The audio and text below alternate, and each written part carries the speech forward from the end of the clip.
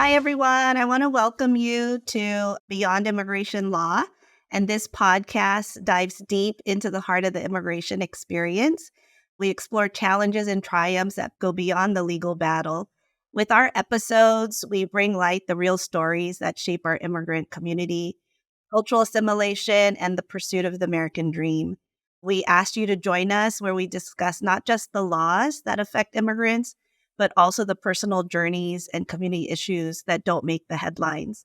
You're going to hear firsthand the accounts about what we experienced when we volunteered with the Otay Mesa Detention Center and also visited the San Diego border.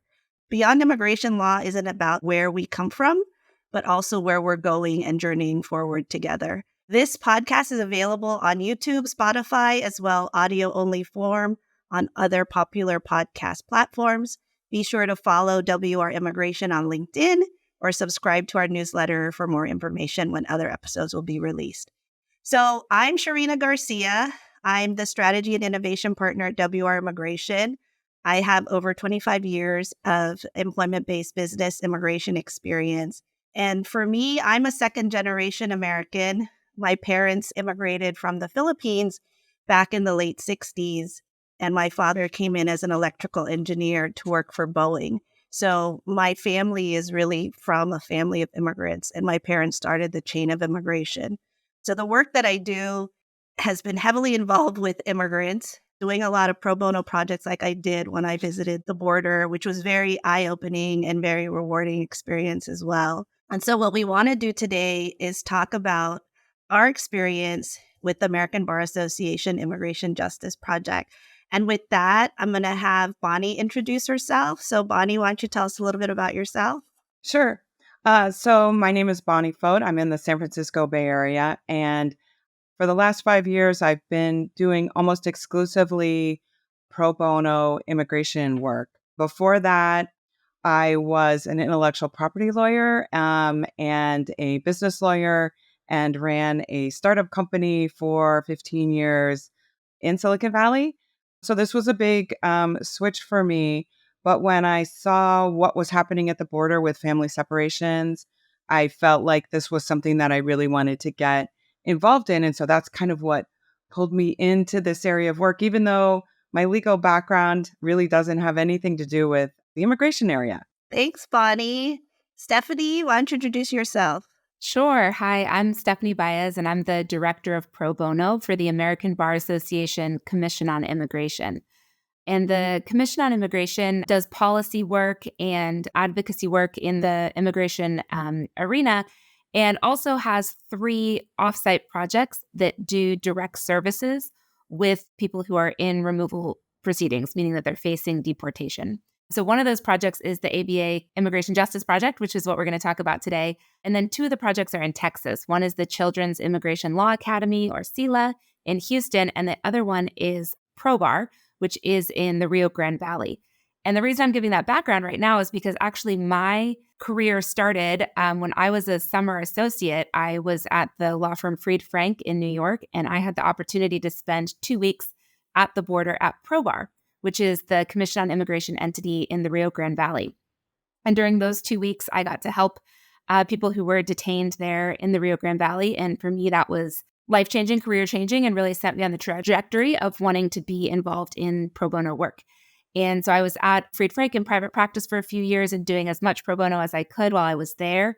And the firm sponsored me to spend a year at Her Justice, which is an organization in New York that does family law and immigration law work for low-income women in New York. And so I was there for a year as a Fried Frank fellow, and then I ended up clerking for a year and then moving out to San Diego. And in San Diego, I worked at the San Diego Volunteer Lawyer Program for a few years, doing domestic violence, family law, and it overlapped with immigration, but my focus wasn't really immigration. It was more developing pro bono systems and getting people involved in pro bono.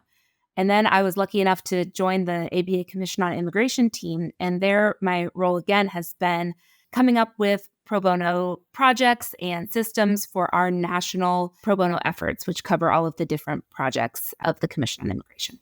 Nice. So I always like to promote women entering the legal profession.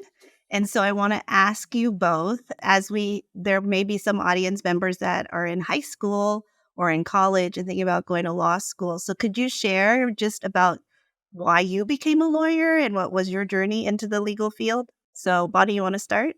Sure. I think I've always kind of taken the non-traditional path. And so my journey into law was really because of my interest in being involved in startup companies. So your path doesn't always have to be, you graduate and go right into a firm. There are lots of other avenues where that background is super valuable. And so for me, in starting up a company, I didn't have a legal department. I was kind of it.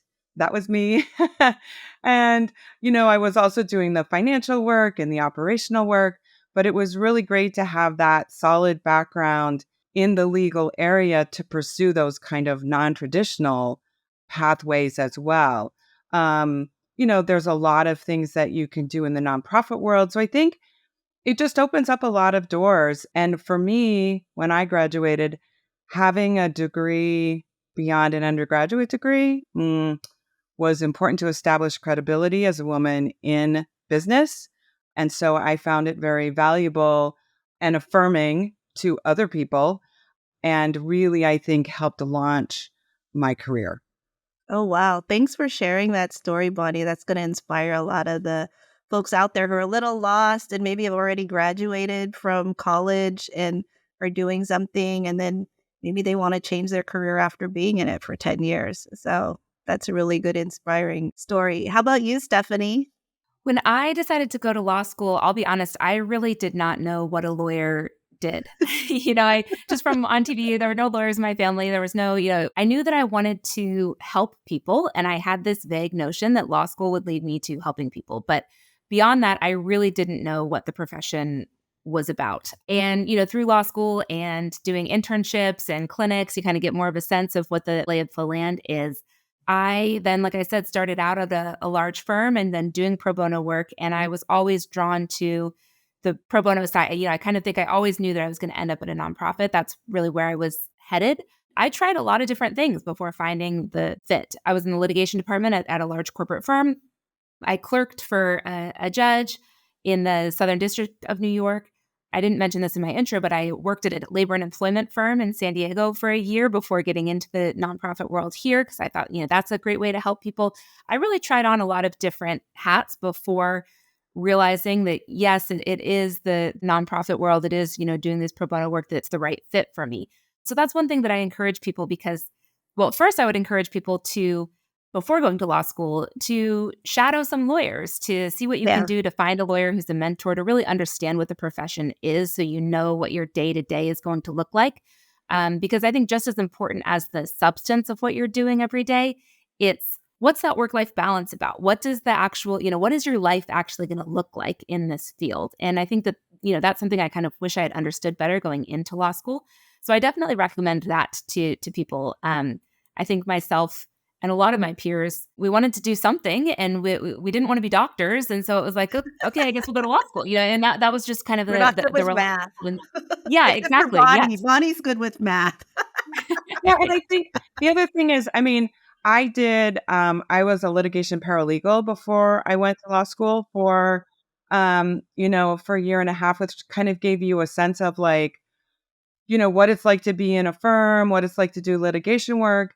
And I would just say, so I think I had that sense, but I would just encourage people to be open to alternative paths because I thought when I was coming out of law school, I was going to go work for a firm. I clerked at firms in the summer. I had accepted a job at a firm, but then, I had this opportunity to start a company and that was just really exciting to me. And so I said, well, can I defer like for a year? And they're like, sure. And then the second year I went back and said, the company was going really well and we had new products coming out. And I was like, well, can I defer another year? And they're like, okay. And then I came back the third year and they're like, you're not coming, right? And I was like, no, I'm right. I'm not coming. I like this startup work so much. And so I think just leaving yourself open, right, to the opportunities that might present themselves rather than thinking you have to be on a certain trajectory, right, to be a Well, lawyer. well, even now, I mean, you were, running your own company and then now you're doing pro bono work. So that's also, showing how you can go and you can still do many different things in the law, right? Yeah. So, Yes, exactly. and you're my Exactly. inspiration, Bonnie, because when I retire, that's what I want to do is just do some pro bono work and work with Stephanie. But with that, let's talk about the ABA and the Immigration Justice Project. Stephanie, do you know what the origins are and how did it all start out? Because I know it's part of the American Bar Association, right? Yeah, exactly. And so it's within the umbrella of the American Bar Association Commission on Immigration. And the Immigration Justice Project, IJP, is in San Diego. And it actually just celebrated its 15th anniversary last year. We had Wow. a party in November to honor the 15th anniversary, which is amazing. And when IJP started, it was really just a handful of people in San Diego connected with the ABA and, seeing the need to help people who are in removal proceedings and kind of putting together this program to help people who are facing deportation and help them present their legal claims. And over the years, it's grown. It's now a staff of about 30 people, still part of the ABA Commission on Immigration, but also they have, grants and funding that come in from many different sources, independent of the ABA, and really do a lot of fantastic work within the detention center here in San Diego, which is the Otay Mesa Detention Center. They provide representation to adults who are detained there. They also have a children's program where they're helping children who are in removal proceedings. And they operate the Immigration Court Help Desk, which is for non-detained individuals who are in immigration court who don't have an attorney or want to just know more information about the process. That's located in the court itself, and they provide information to people who are going through the process. And they also operate a legal orientation program within the Otay Mesa Detention Center, which is a program where they provide, again, information and orientation to individuals who are detained. So they do that orientation work and the information work in addition to their direct representation work, where they're taking people on as their clients to help them throughout the entirety of their immigration case.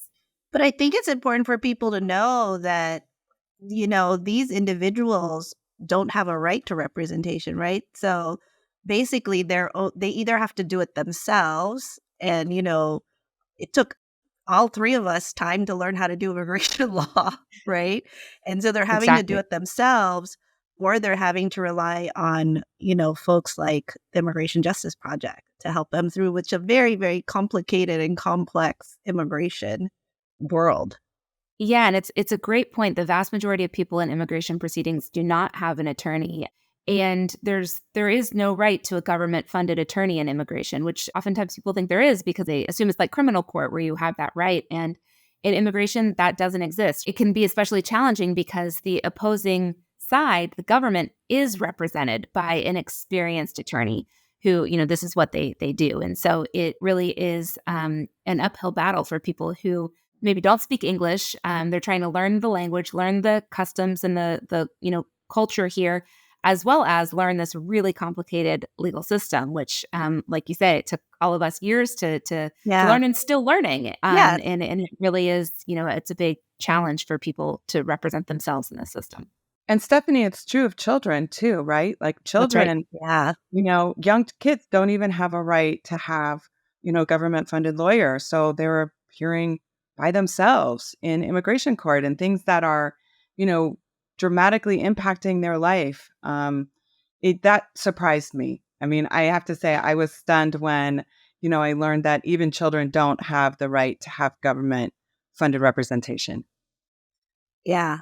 And I think, for you, Bonnie, what got you involved with the ABIJP?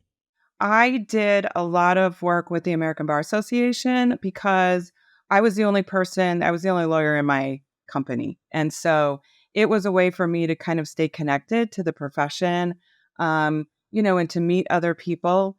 And after I had been involved for about 20 years, I was on the board of governors of the ABA. And one of the things you do there is you act as a liaison to different projects that the ABA has. And I was really excited about what was happening in immigration. I really wanted to get involved So I became the liaison to the Commission on Immigration, and I got invited to go on a pro bono trip before COVID down to Pro Bar, as Stephanie was mentioning, down in Texas. And the work there was just so compelling that during COVID, when we were all kind of like, I was trapped in this office, it became possible to actually represent people remotely. Yeah. That wasn't possible before COVID. So I was able to take on some cases through IJP because I was able to do virtual representation and appear in bond hearings and other court proceedings virtually. And so for me, that was actually a silver lining of COVID, is that it really gave me the opportunity to really be drawn into this work. Well, you know what I found interesting? So I've been an immigration attorney for 25 years. And this whole world was really foreign to me because I'm on the ABA Commission on Immigration. And when I volunteered, and I remember going into that conference room, right, at IJP, and I was there and I thought, oh, they're probably going to know all this stuff. And then I was seated there with the current and past ABA presidents who did not know a thing about. And I remember them asking, you guys were doing your training, and they would ask, what's LPR? What is this? Because we have so many acronyms. Yeah. And what I have to say was that the IJP did a wonderful job of training us, right? So you don't need to know anything about immigration law, because the IJP actually, we went through a day of training. They provided amazing examples for us to work off of. So the fact that we don't practice immigration law, you can practice patent law, you can practice estates planning, anything, and you can still volunteer for the IJP. And the other thing I noticed too was just the amazing staff. Like Stephanie, you talk about the 30 staff that you have. My impression of them was just like, they're so passionate about what they do, right? And it's a hard job, what they do, right? What they see. And I think for us as attorneys, it's important that we see that other side, right? And, because we do corporate transactions, we do all these different things, but this is like a real human aspect of helping somebody in their, journey to just have a better life. I think it's so important, the support that IJP provides that you were referring to, because I didn't have any immigration background at all when I came into this. And I was kind of nervous because I'm like, I can't learn all this, take a whole course on immigration. And IGP laid everything out for me. They had great training, but they also have, ongoing support. So if I had questions about how to approach a particular topic or filing that I was doing, they have these experts that you can just tap into and get an answer right away to your question. You don't have to spend hours like researching, trying to find the right answer. And so I found the support to be really incredible and made me really feel empowered to do this work. I have to give a shout out to Bonnie too, because she, as she mentioned, she's a transactional attorney. So not only does she not have immigration background, but not a litigation background. And oftentimes people are really hesitant to come forward and do immigration work because they think, I need to know what I'm doing, or at least I need to know how to litigate, or I need to, and otherwise, I can't do this. And it does feel like this huge responsibility because it's someone's life that you are, the work that you're doing is extremely important to them in their future. But what I always try to remind volunteers is you're not being compared to some expert immigration attorney. It's not the client that you're going to be working with doesn't have the option between you and this great expert. They have the option between you and nobody. And even just being, someone who understands the legal system, a little bit, someone who speaks English, someone who knows, generally what, how to fill out a form or what a courtroom looks like. Those things really help. It goes such a long way. And then it's our job at the ABA and at IJP to provide the rest of the support and to train people and to get them up to speed. We expect our volunteers to not know what they're doing. Where, if you knew what you were doing, you're probably an immigration attorney who's got a full docket yourself and you're not going to be volunteering with us. We really expect that the role of pro bono is to expand capacity by getting people who are not immigration practitioners involved in these kinds of cases. And so that's really where we put together the training materials. We put together, and we try to make it as you need to know what you need to know, and you don't need to know the rest, to really focus on what type of case are you working on and what are the things that you need to know for that kind of case. And then when unexpected issues come up, we're there to provide ongoing mentorship and support and answer questions and, to be there throughout someone's representation. But definitely the understanding is that people don't really have immigration experience. And we really encourage people to get involved and to help, even if, just if you have the attitude and the desire to help someone, then we can take care of the rest, really. That's the most important part. Yeah, I mean, I have to say, I was kind of worried. I was kind of scared. And then I got partnered up with Bob. And he and I, we just kind of used our best skill sets together. Like he contacted the sponsor and did that. And I did most of he's like, I can't really type, Charina. I said, I got you, Bob. I'll take care of all the typing and all of that. I remember you, Bonnie, the same thing with your partner, right?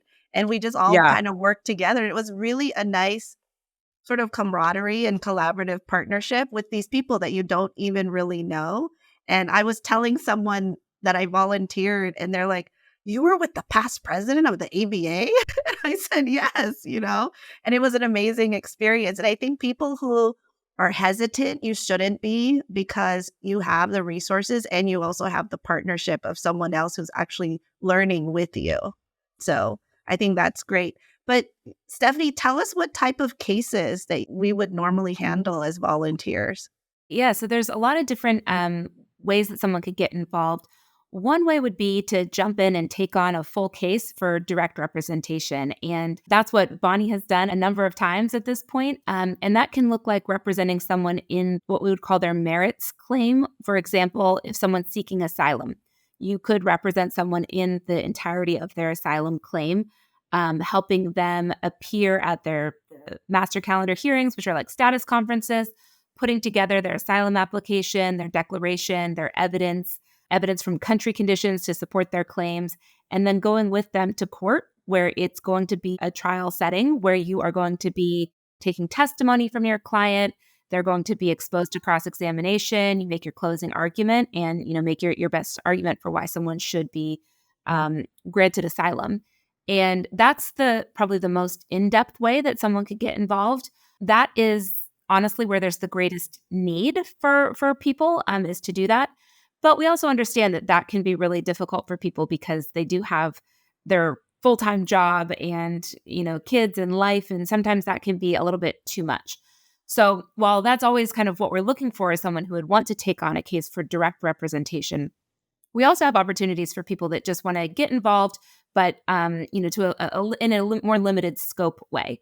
So IJP has legal clinics that they're operating, and they kind of pop up as client need arises, but they've operated clinics to help people with temporary protected status applications, which are applications for a temporary kind of relief, or applications for their employment authorization documents, or other ways to get involved just in kind of a piecemeal, more limited scope way.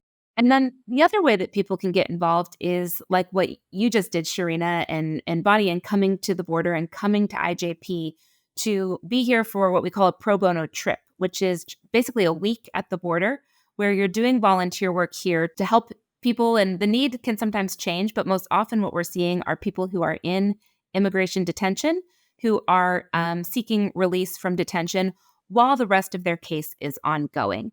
And so that's what the trip was that Charina and Bonnie have been talking about, where we were lucky enough to have the incoming ABA president, past ABA president, the chair of the board of governors. We had wonderful support from ABA leadership and from Commission on Immigration members who came to the border, pulled up their sleeves, jumped right in, and went into the detention centers to help people try to seek release from detention while their cases were pending. Well, we went and we actually went inside the Otay Mesa Detention Center. And I remember, thinking about, okay, because you read in the news and in the paper and all that other stuff about what these detention centers are. But me actually being in there and actually witnessing everything really gave me like an eye-opening and a different perspective. So Bonnie, what are your thoughts and your impressions when you visited? I know you visited other detention centers too, right? So can you share some of that with us? Yeah. I mean, I think the first time I went to a detention center, maybe this is naive, but I was surprised. I mean, it was a prison, right? And so, these are people who are pursuing asylum here in the United States primarily. And so I was kind of surprised to see the conditions that they were held under. And so I think That was the most surprising, kind of followed by their inability to access, research that they might need to support their case. Like they have they have a library, but it's a very limited scope of what they have access to. They have LexisNexis, but not, they can't get a New York Times article or, for example, to support their country conditions. And so it felt like it would be very challenging in addition to like having this case that you're pursuing on your own to support that while you're being detained in a prison. It was somewhat overwhelming to me the first time I went into the detention centers. I was just going to say, I think one of the things that really surprises people when they hear about immigration detention is learning that the majority of people who are held in immigration detention have no criminal history. They're Yes. not there because of any reason except for the fact that they came into the United States and are seeking asylum for the vast majority of them. And that's where they're being held. And so it's not that, I think that at least when I was learning immigration, that was something that surprised me to learn about, is that, oh, wow, these people they're being detained without having any criminal history, without having, done Yes. anything except enter the country. And as Bonnie said, it's significantly more challenging for someone to pursue their claims for relief when they're detained, because their cases are expedited usually when they're in detention. Things move really quickly.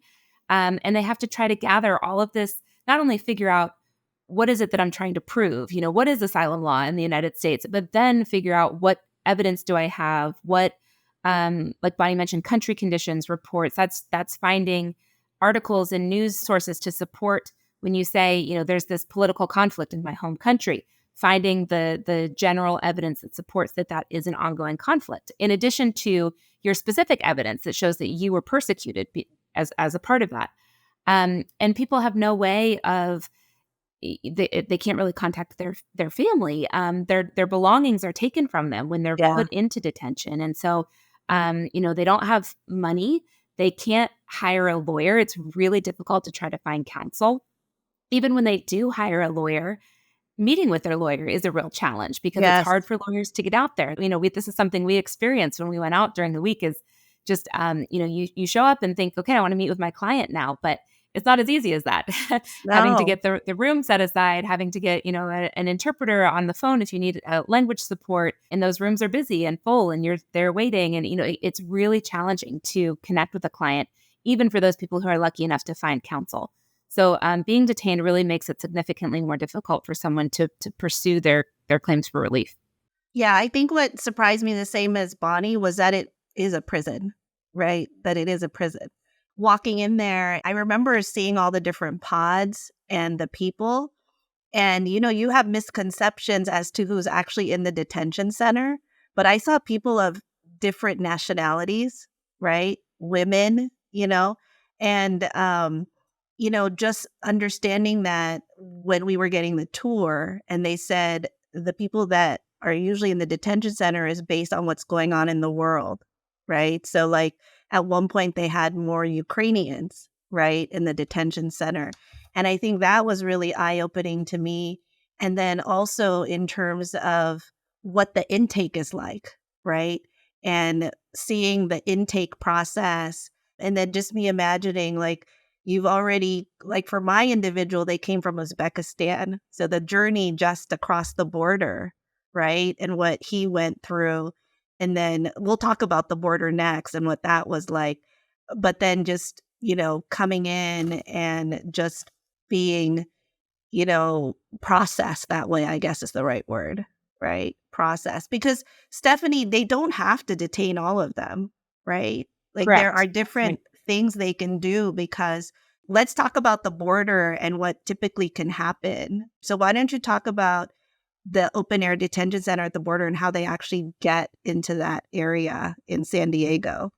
Sure. Yeah. Like you say, that there's different things that can happen to someone when they cross the border and are apprehended. And some people end up in detention with Immigration and Customs Enforcement, with ICE. And some people end up getting processed by Customs and Border Protection, CBP. And some people are processed and then released into the country with a notice to appear, which is a document that tells them when their next court date is and when they need to show up for their immigration hearing. And so some people are able to proceed with their immigration cases from a non-detained posture rather than from a detained being in detention. And so one of the areas that we saw was, in addition to seeing what was going on in the detention, we saw what was happening for people who were not detained. And in San Diego, there is an area where there are two border walls. There's one that is the border from Tijuana, from Mexico, and then there's another wall that is some space away from that, that's the border coming into San Diego. In between the border walls, that's the United States. That's part of our territory. And so when people cross that first wall and they're in between the walls, they're in the United States at that point. But they can't come past the second wall until Customs and Border Protection comes to process them. And in the meantime, what we've been seeing in San Diego is that people are stuck between those walls. Yes. And it is, you hear it referred to as an open air detention site because they are detained. They're stuck there. And there are local nonprofits and organizations that are out there providing humanitarian aid to these people, water, food, other things that they could pass to them through the wall, because people could be there for, a couple of days where they're stuck. There's been times, it kind of depends on the population and how many people are here at what time. But there's definitely been times where people are stuck there for days, and they're really relying on that humanitarian aid from organizations in San Diego to get their food and water until they're processed by CBP. And then once they're processed and they come in, people go to processing, and then they tend to be released in large groups. And that was something else that we saw, was people being released from custody in buses, and they'd be bused to a certain transit station in San Diego. And from there, they need to figure out their journey and where are they going. And so again, the local community, the organizations here, the nonprofits have set up stations and have helpers there to help guide people and just to tell them, these are the next stops. This is how you get to the airport. This is how you get to a bus station. This is, all of these logistics that you don't really think about until you're there seeing them, where they're just suddenly released on a bus with no money, and they're expected to find their way to their next part of their journey. Well, when we went to see the open air detention center, I was with someone else, and they said they were there a year ago, and there were about 500 people in that open air detention center. When we visited, and she said there were children, there were like all nationalities. And when we were there were men from, I think they were from India, right? And I remember one of them had like a little gash, and then we gave him, Band-Aid and some food, because there's no food, right? And so they do have the nonprofits there too. How about you, Bonnie? What were your impressions when you saw the border? Yeah, the one thing I remember from the first time I went down by Friendship Park when that was open, and there were two things that stood out to me. One was how mammoth and tall and long the border wall was. And I think the second thing was totally unexpected. It goes all the way into the ocean, right? Yes. So you've got this beautiful, San Diego coastline, and then there's this, man-made wall that goes all the way out into the surf. And you kind of, I just reflected on, how, the ocean was working to kind of erode that, right? It's just the forces of nature, and how these are all man-made constructs, right? That we've put up these borders, and how physically seeing that wall makes you realize that, you look across to the people who are on the other side of Friendship Park, and you realize we're all people. And this line that we've, drawn in the sand is just something we've created. And so it was an interesting reflection to kind of see the natural environment against kind of the man-made insert into that beautiful environment. Definitely talk about Friendship Park and the history of that, and how it has changed, It's been a special part of the San Diego border region. There's a park, Friendship Park, that I believe that was in the 70s, is part in San Diego and part in Tijuana, and people could come to see their friends and family members on the other side of the border. And over the years, the wall in the park has grown taller and thicker. It used to be, there was a wall there, but the slats were fairly wide. You could see someone across, you could, touch them, you could connect with your family or friends on the other side. And now in recent years, the wall, like Bonnie said, it's getting bigger, it's more mammoth, it's gone from wood to steel. The slats are much closer together. You can't really see or connect. the hours were very limited on when people could actually go there. And recently it's been closed. And the park, we weren't able to go on this recent trip because the park has been closed. And so it's been, in terms of symbolism and kind of where the conversation on immigration has gone over the years, like Bonnie said, it was this place where people were just people and connecting on either side. And now there's just a really, really thick divide, and that connection is no longer possible in that park. So when I was talking about my experience at the border, the question I would always get is, why don't they just send them back over the Mexico fence? What do you say to that, Stephanie?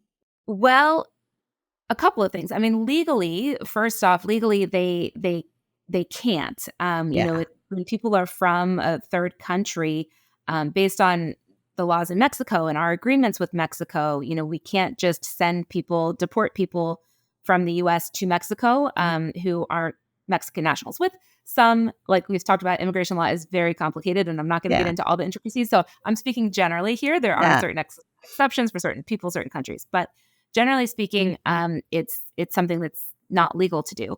And then there's also, of course, the humanitarian side of things. And I think that's one thing that being there at the border, it really drives home that, that these are people, and, seeing them and talking to them and hearing the journey that they've come through. And, just for humanitarian reasons, when someone's come across, they legally have the right to seek asylum in the United States. Yes. That is the law. And so I know there's a lot of talk about illegal immigration, and people are when they come into the United States and seek asylum under our laws, that's legal. That's a legal process. Yes. They're not breaking the law to do that. And, until the law changes, which, right now it has not, that's the law. And so, they're not doing anything wrong by doing that. They're following the laws as they are currently written if they come over and are seeking asylum. And then they're placed in our system, and we want to afford them due process that they deserve and treat them with dignity and respect.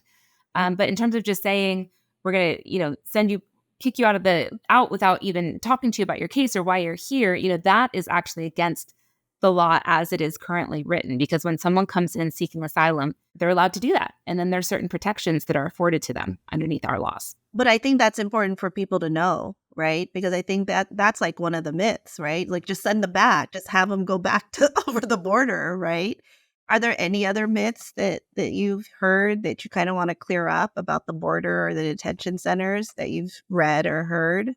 I would just say it's, the variety of people and circumstances that I've encountered in my limited amount of pro bono work does not fit kind of with the stereotype of what I hear the popular press, talking about in terms of immigration. So right now, I have 3 Afghan clients, an Iranian client, a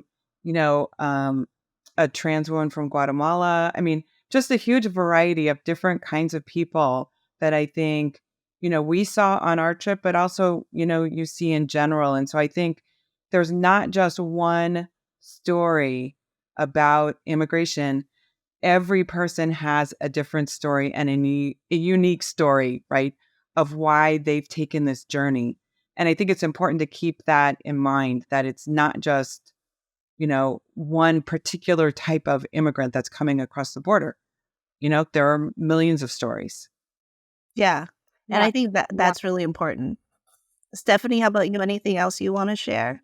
Just one other common misconception is that it's really easy to get asylum. And I was talking about how it's legal to request asylum, and that's part of our process. But to actually obtain asylum is so extremely difficult. And, it's such a slim chance for people. So when they come here and they go through the process, they need to show not only that they were persecuted in their home country, but that they were persecuted on the basis of a protected ground, like their race, nationality, religious beliefs, political opinion, or membership in a particular social group.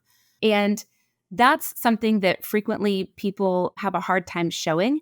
And it's not because it's not there. It's just that that's something that's a really showing that bridge between you were persecuted and why you were persecuted is something that people, unless you understand asylum law and that's a requisite element, that's not really something that people focus on. And so when we see a lot of self-represented litigants who are seeking asylum, they'll focus on the bad things that happen to them. And there are some horrific things that have happened to people, but they don't focus on the why and the connection.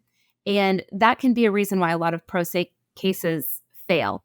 And that's also one of the reasons why having attorneys or having at least some sort of education or explanation to people is so important, because it doesn't mean that that nexus isn't there. It just means that people don't know that they need to go that extra step and say it. And so that's something that I always find very, helpful and eye-opening when we're talking to people and they talk about all the bad things, but they haven't made that connection to why were you specifically persecuted? And then frequently you ask that question and something comes out where it's, because of I'm a, political, or I'm a part of or they say, I don't know, I'm not a part of any special group. And then you ask, well, what's your, religion? And it turns out they're a minority religion in their country. And that is a factor for why they were persecuted. And so I think that that's just something that's also just important to keep in mind in terms of seeking asylum. One, that it's very difficult, that most people are not granted asylum. And two, that many people who are under the law deserving of asylum are not granted asylum, either because they don't know how to prove their case or just because, depending on the judge that they might get or, someone might just discretionarily, judges can deny asylum on a discretionary basis. And so they have the ability to do that. And it's a very challenging road for people to go down.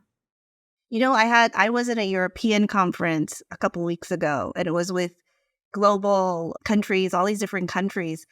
And somebody told me that Americans are seeking asylum in other countries because of the gun violence. And then I just read a New York Times article today about the gun violence and the mapping of where there's a lot of, shootings in school and stuff like that. But that was really interesting to hear about how Americans are actually trying to seek asylum in other countries because they feel unsafe in the U.S. Yeah. So, and I think that's just to say as a whole, right, globally, as how people feel. Yeah, and I think that that's a really good point, because we frequently, both sides of the political aisle, if the election doesn't go the way I want it to go, I'm leaving, I'm out of here, I'm going to go to a different country. Yeah. And that's just something that we say, like, we have the right to go do that. And yet if there's someone who's in a country where there's a civil war, where there's political strife, they're trying to leave that situation and come here. But no, you can't do that. And so and I think that's a really great point of, putting ourselves in kind of the other posture and really thinking about, what if we feel that our families are threatened, if our way of life is threatened, if our beliefs are threatened, what do we want to do? We want to go change that or leave. And that's a very human feeling. And that's what, other people are trying to do as well. So in the time we have left, how do people volunteer, Stephanie? Like, what do they do? How do they reach out? Where can they reach out? Yeah, they can reach out to the Commission on Immigration and to the Immigration Justice Project. We work really closely together and are connected. So we try to match volunteers depending on the region or their interests with either our organizations in Texas or here in California, or with national pro bono work. So people can always email me. I'm stephanie.baez@americanbar.org. And also we can share different links and go to the ABA Commission on Immigration website. You'll see a pro bono page there that has information about all of our opportunities and a volunteer interest survey that you can click on to express interest and learn more about available opportunities. So I want to thank you both for joining. Any parting words, Bonnie or Stephanie, you want to share about, your experience at the border or your work with the IJP or the ABA? I would just encourage anyone who's interested in taking on this work to kind of take a risk on yourself and do it. I found it amazingly rewarding. My first bond hearing, when my client got bond, afterwards we were both crying. It was the first time I had ever appeared in court as an advocate for someone. I had always been the company that was being represented. And so it was like my first time, arguing in front of a judge. And I was really nervous, but getting out of my comfort zone and trying something new while I was being really well supported was super rewarding. And my client couldn't have been more thankful and gracious to have his freedom. And so I would just encourage people to know that you'll be supported and take a chance. Stephanie, how about you? Absolutely. Absolutely. I echo that. I think that, that's what we're here for, is to support and to have you get involved. And it is extremely powerful. And whether you win or lose, having the connection with someone and listening to them, hearing their story, treating them with humanity and dignity, that goes such a long way. And that's something that people really remember and feel and take with them. And the immigration system, it's hard. Most people in this system lose. And so that can be really, overwhelming. That's the way it is. But when you really can treat someone with that dignity and take them in your care and have that relationship with them, that's incredibly meaningful, regardless of the outcome of the case. And so I encourage people really to, if you're at all inclined to help, please reach out, get involved, and we would love to have you connected with one of our opportunities. Yeah, when I came back, I told my associates, I'm going to make it mandatory that you have to go and experience it. And then I said, I want a paralegal to go too, because I really want them to experience, because you have a very different viewpoint after experiencing this about the work that we do, even as immigration professionals. So I want to thank you both for coming on to my podcast, doing wonderful work, Stephanie and Bonnie, you too. And I want to encourage everyone, we're going to have all the information there about how you can volunteer for the ABA and their different programs. Be sure to follow us on WR Immigration on LinkedIn and stay tuned for our next Beyond Immigration Law podcast. Thank you. Thanks. Thank you.